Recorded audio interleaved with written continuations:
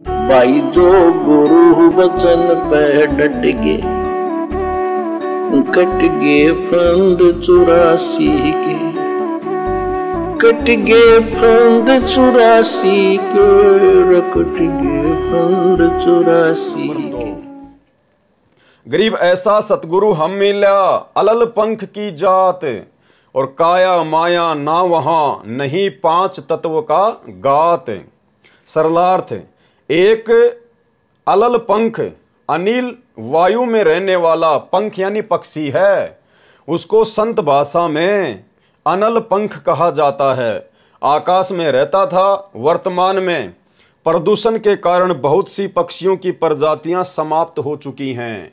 यह पक्षी द्वापर युग तक रहा, यानी जो ये अलल पक्षी था ये केवल द्वापर युग तक ही था। उसके बाद में वायुमंडल में पॉल्यूशन बहुत ज़्यादा हो गया, प्रदूषण बहुत ज़्यादा हो गया, जिस कारण से उसकी प्रजातियां नष्ट हो गई। यह सदा आकाश में रहता है। इसके 4 पैर होते थे। आगे के पैर बहुत छोटे थे, पीछे के पैर आगे वाले से 4 गुना बड़े होते थे।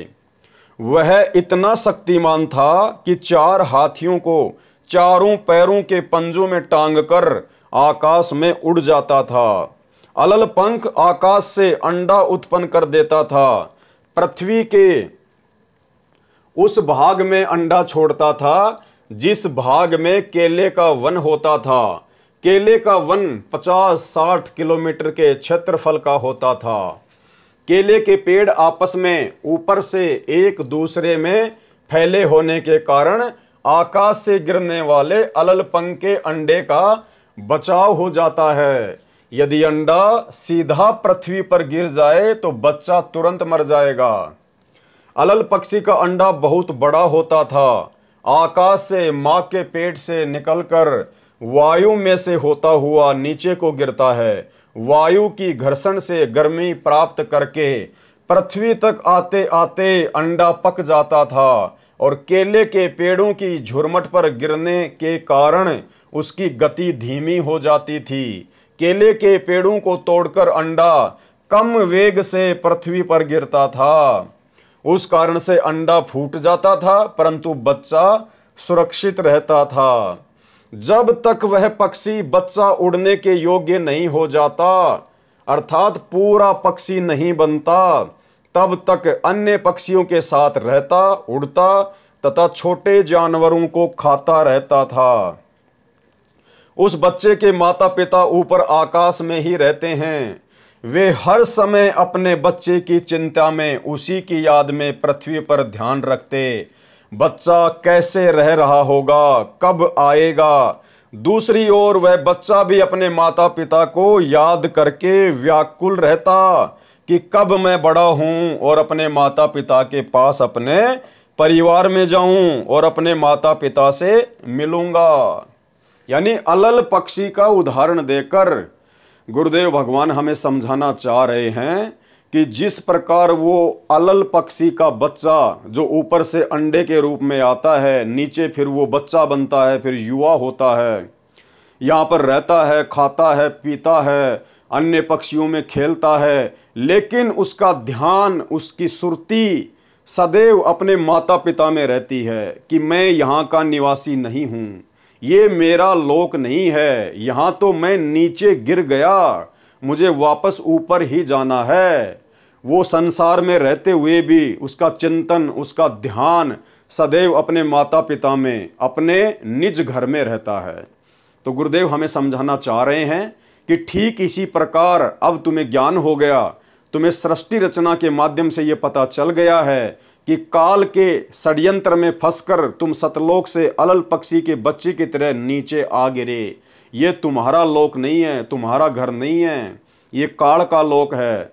और अब जब तुम्हें ये ज्ञान हो जाए, तुम्हें जब सच्चा सतगुरु मिल जाए, तो जब तक हमारी भक्ति पूरी नहीं होती है तब तक हमने इस गंदे लोक में रहना भी है, लेकिन सिर्फ अपनी भक्ति को संपूर्ण करने के मकसद से। बाकी हमारा ध्यान, हमारा चिंतन सदैव सतलोक में जाने की तरफ ही होना चाहिए कि अब मुझे यहाँ और जन्म नहीं चाहिए, जिस दिन मेरी भक्ति मेरा गुरुदेव भगवान पूरी करवा देगा, मुझे तुरंत यहाँ से निकलना है। उसके लिए हमने पहले से तैयारी करनी पड़ेगी। हमने हर प्रकार से गुरु मर्यादा में रह के हर प्रकार से काम, क्रोध, लोभ, मोह, अहंकार जो गुरुदेव हमें बताते हैं, हमें कैसे उनसे दूर हटना है, कैसे हमने अपना ध्यान सतलोक में लगाना है, वो रिहर्सल हमने सदा करते रहना है। अब भाई और बहनों, ये दया उस अलल पक्षी के बच्चे की तरह ध्यान, सोच, चिंतन, ये केवल आप और हम सत्सेवकों के ऊपर परमात्मा की दया हुई है। अन्यथा हमारे ही गुरु भाई बहन, सतलोक आश्रम मैनेजमेंट हरियाणा से जुड़े हुए भाई बहन, आज देखिए किस प्रकार से वो लोग राजनीति में धंस गए हैं। कभी कांग्रेस का समर्थन करते हैं, उनकी रैलियों में जाते हैं, कभी बीजेपी वालों का समर्थन करते हैं, उनकी रैलियों में जाते हैं, प्रधानमंत्री की रैलियों में धक्के खाते हैं, जगत वालों के साथ में आवश्यकता से ज़्यादा यारी दोस्ती निभाते हैं। किस कदर हरियाणा के जाट आरक्षण में जबरदस्ती इन्होंने समर्थन दिया। जाट आरक्षण वालों ने इनसे समर्थन नहीं लिया, इन्होंने जबरदस्ती समर्थन दिया। राजस्थान के मृतक गैंगस्टर आनंदपाल सिंह की सीबीआई का इन्होंने जबरदस्ती समर्थन किया। जबरदस्ती उन लोगों को 5 लाख रुपए चंदे के रूप में भक्तों का दान दिया। राजपूत करनी सेना ने नहीं कहा कि हमें 5 लाख रुपए दो, जबरदस्ती इन लोगों ने दिया। ये जबरदस्ती कौन करवाता है? शैतान करवाता है, काल करवाता है। जब भगत की मर्यादा खंडित हो जाती है तो उसके सिर पर काल बैठ जाता है। अपना आश्रम चलाने के लिए धनाना गांव वालों के लिए इन्होंने गुरुजी की मर्यादाओं को तार तार करते हुए 50 लाख रुपए की लागत से धनाना गांव के बच्चों के लिए बैडमिंटन का स्टेडियम बनवा दिया। गांव वालों के लिए सड़कें बनवा दी, गांव वालों के लिए एम्बुलेंस चला दी, बसें चला दी, और काल प्रेरणा से सतलोक आश्रम धनाना में एक बहुत बड़े 3 एकड़ में यानी 10-12 बीघा जमीन में एक हॉस्पिटल का काम शुरू कर दिया। और भी न जाने कितने कुकर्म जिनकी कोई गिनती नहीं है।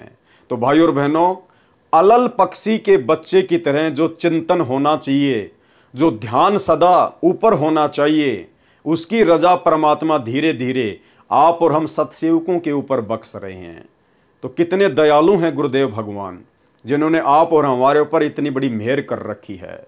और दूसरी तरफ आश्रम वाले भी परमात्मा के बच्चे हैं, लेकिन उनके संस्कार कमजोर हैं, जिस कारण से अभी उनका ध्यान, उनका चिंतन सतलोक की तरफ नहीं है। दूसरी ओर वह बच्चा भी अपने माता पिता को याद करके व्याकुल रहता है कि कब मैं बड़ा हूं और अपने माता पिता के पास, अपने परिवार में जाऊं और अपने माता पिता से मिलूंगा। जिस समय वह बच्चा पूरा पक्षी बन जाता है तो ऊपर को चलने का अभ्यास करता है। जिस प्रकार आज हम ज्ञान समझ में आने के बाद संसार से, रिश्तेदारों से, समाज से हम संघर्ष कर रहे हैं, तो वो बच्चा भी जैसे बड़ा होता है फिर वो अभ्यास करता है, तो ऊपर को चलने का अभ्यास करता है, बहुत ऊंचा उड़ जाता है। वहां से उसको हाथियों का झुंड दिखाई देता है जो केले के वन में ही रहता है। हाथी सैकड़ों की संख्या में इकट्ठे रहते हैं, केलों के पेड़ों को खाते हैं, उन्हीं पर लेटते हैं। अलल पंख जो बच्चे से पूरा पक्षी बन जाता था, एकदम हाथियों के झुंड पर झपट्टा मारकर 4 हाथियों को अपने चारों पैरों के मजबूत पंजों में फंसाकर उड़ाकर आकाश में उड़ जाता है।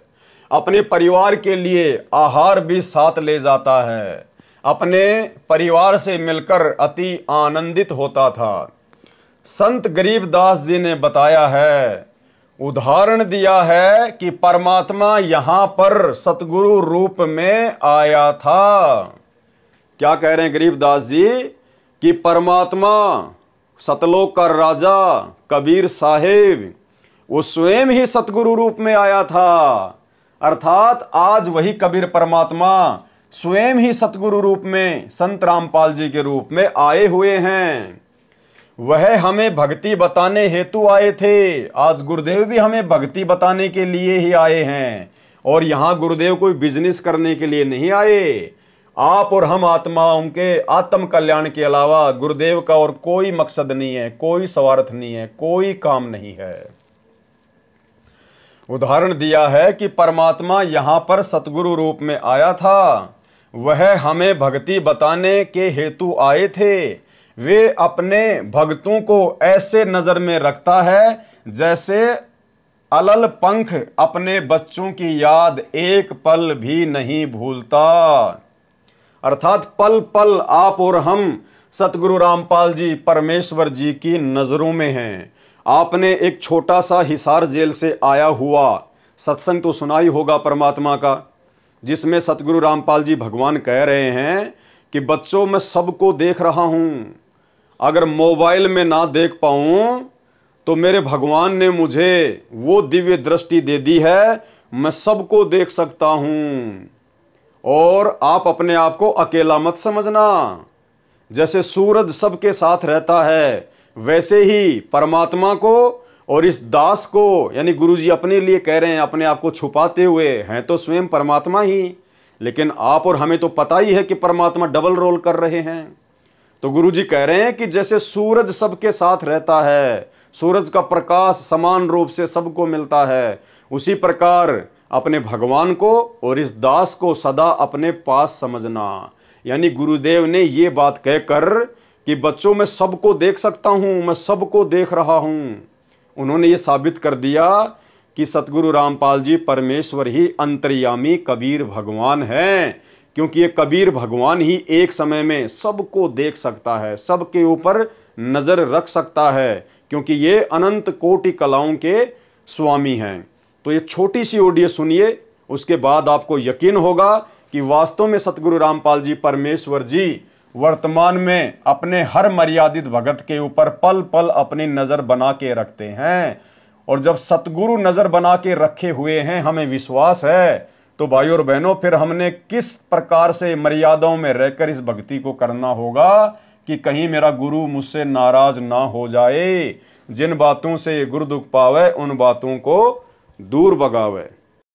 आशीर्वाद है मेरे बच्चों, सारे दिखाई देते हो, और अगर कैमरे से ना देखूं तो वैसे भी देख सकता हूं मेरे बच्चे, इतनी ताकत दे दी है मेरे बंदी छोड़ दे मेरे को। आप चिंता ना करो, जैसे सूर्य सबके साथ होता है ऐसे भगवान और दास को अपने साथ समझना। वह हमें भक्ति बताने के हेतु आए थे, वे अपने भक्तों को ऐसे नजर में रखता है जैसे अलल पंख अपने बच्चों की याद एक पल भी नहीं भूलता।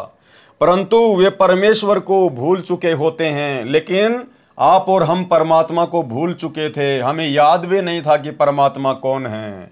इस परमात्मा ने स्वयं ही सतगुरु रूप में आकर आप और हमें याद दिलाया कि हम कहाँ के रहने वाले थे, हम कैसे काल के जाल में फंस गए। सृष्टि रचना के माध्यम से हमें परमात्मा ने बताया। परंतु वे परमेश्वर को भूल चुके होते हैं, या तो भक्ति करते ही नहीं, या करते हैं तो पूर्ण परमात्मा को छोड़कर अन्य प्रभुओं या देवी देवताओं तथा भूतों पितरों भैरव आदि आदि की मनमुखी यानी मनमाना आचरण साधना करके अपना मानव जीवन नष्ट करते रहते हैं। इसलिए परमात्मा यथार्थ भक्ति की साधना के मंत्र तथा तत्व ज्ञान प्रदान करने के लिए सतगुरु रूप में यहाँ प्रकट होते हैं। यानी गरीबदास जी ने बिल्कुल क्लियर कर दिया, अंधे से अंधा भगत समझ सकता है कि कबीर परमात्मा स्वयं ही सतगुरु रूप में धरती पर प्रकट होते हैं और वे स्वयं ही सतगुरु रूप में प्रकट होकर यथार्थ भक्ति के मंत्र दान करते हैं। इसलिए परमात्मा यानी कबीर जी यथार्थ भक्ति की साधना के मंत्र तथा तत्व ज्ञान प्रदान करने के लिए सतगुरु रूप में यहाँ प्रकट होते हैं। जिस प्रकार सतगुरु रूप में आज वही कबीर परमात्मा संत रामपाल जी के स्वरूप में प्रकट है, जो हमें यथार्थ भक्ति के मंत्र भी दे रहे हैं और तत्व ज्ञान वाले सत्संग भी दे रहे हैं। जब ये स्वयं ही कबीर परमात्मा है तो भाई और बहनों फिर हमने इस डाढ़ी मूंछ वाली कबीर जी की समझे जाने वाली काल्पनिक फोटो को परमात्मा मानकर, कबीर जी मानकर अपने घर से और अपने दरबार से बाहर कर देना है। या तो अग्नि में सवा कर दो या बहते हुए जल में जल प्रवाह कर दो। अब हमने जून के महीने में इनका कबीर प्रगट दिवस नहीं मनाना, क्योंकि हमें पता चल गया कि वो कबीर परमात्मा जो सतलोक में रहता है, अब वो भक्ति देने के लिए, यथार्थ मंत्र दान करने के लिए सतगुरु रामपाल जी के रूप में धरती पर स्वयं ही प्रकट हो चुके हैं। इसलिए परमात्मा यथार्थ भक्ति की साधना के मंत्र तथा तत्व ज्ञान प्रदान करने के लिए सतगुरु रूप में यहाँ प्रकट होते हैं। परमेश्वर का शरीर 5 तत्व से बना हुआ हमारे जैसा शरीर नहीं है। यानी सतगुरु रामपाल जी परमेश्वर जी का शरीर नूरी है, तेज पुंज युक्त है। आप और हमारी तरह हाड़ मांस से बना हुआ शरीर नहीं है। इस बात के ढेरों प्रमाण आप जियों को दास पहले के वीडियो में दे चुका है। पहले के 4 वीडियो देखने के लिए इस वीडियो के ऊपर जो टाइटल है उसमें लिंक ओपन करके देख सकते हैं। परमेश्वर का शरीर 5 तत्व से बना हुआ हमारे जैसा नहीं है।